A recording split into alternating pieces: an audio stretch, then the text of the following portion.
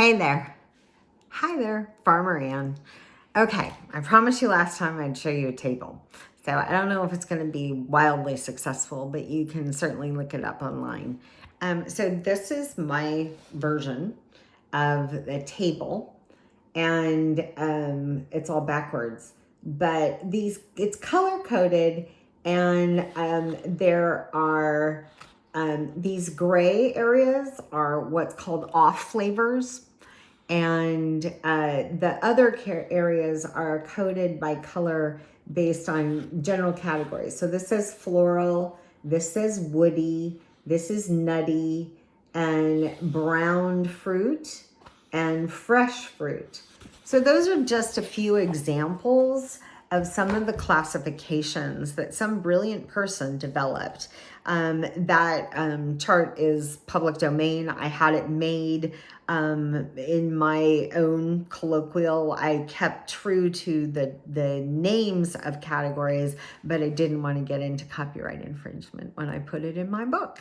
So I had my own version with my own color scheme that matches my logo created, because, I'm a lawyer and I like to respect all laws, not just the ones that are convenient.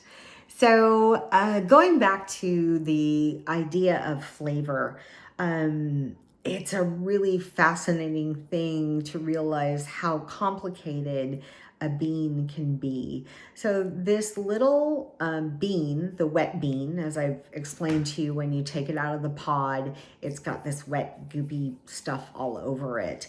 And that's very exciting, the wet, goopy stuff. But inside is a bean. And it is, here's a dried bean. This is what it looks like.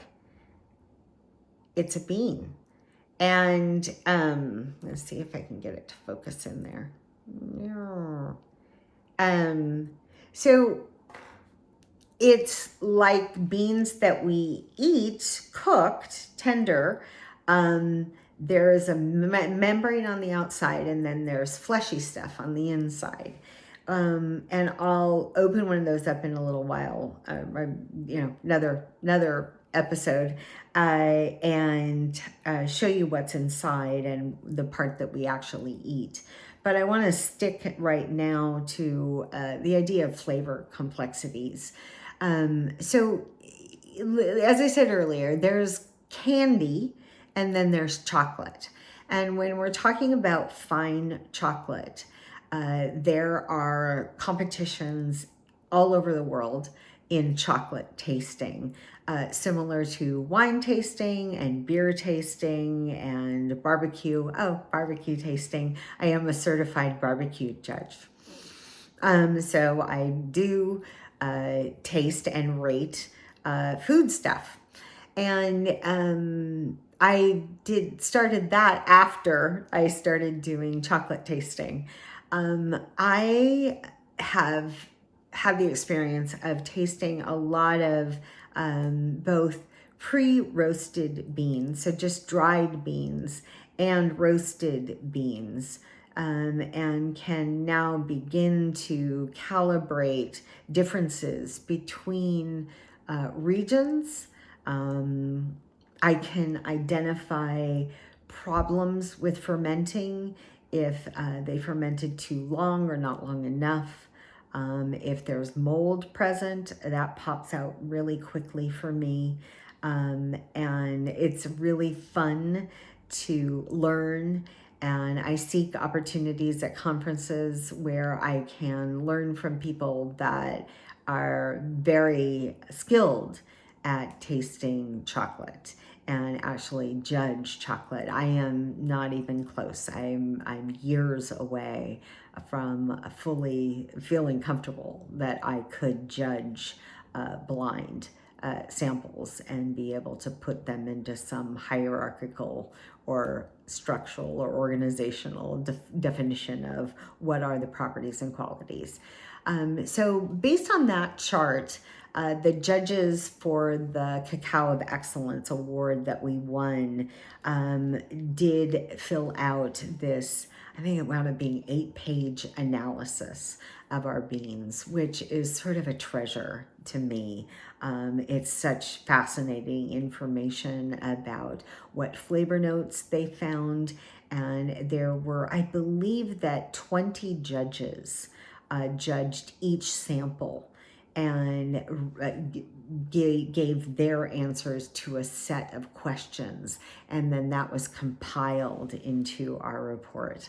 So, again, the complexity and fascinating history of this development of identifying qualities. And as I mentioned, the gray areas on that chart I showed you are what's considered off flavors.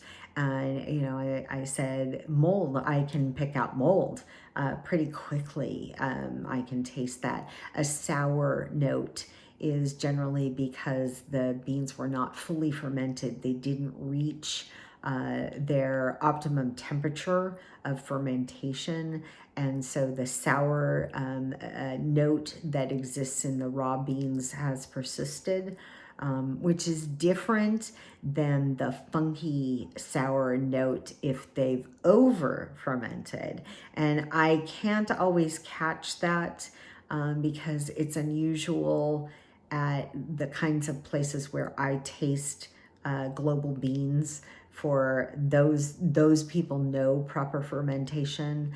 I have experienced that with a lot of the processors on my island, that they're not consistently hitting the right fermentation combination.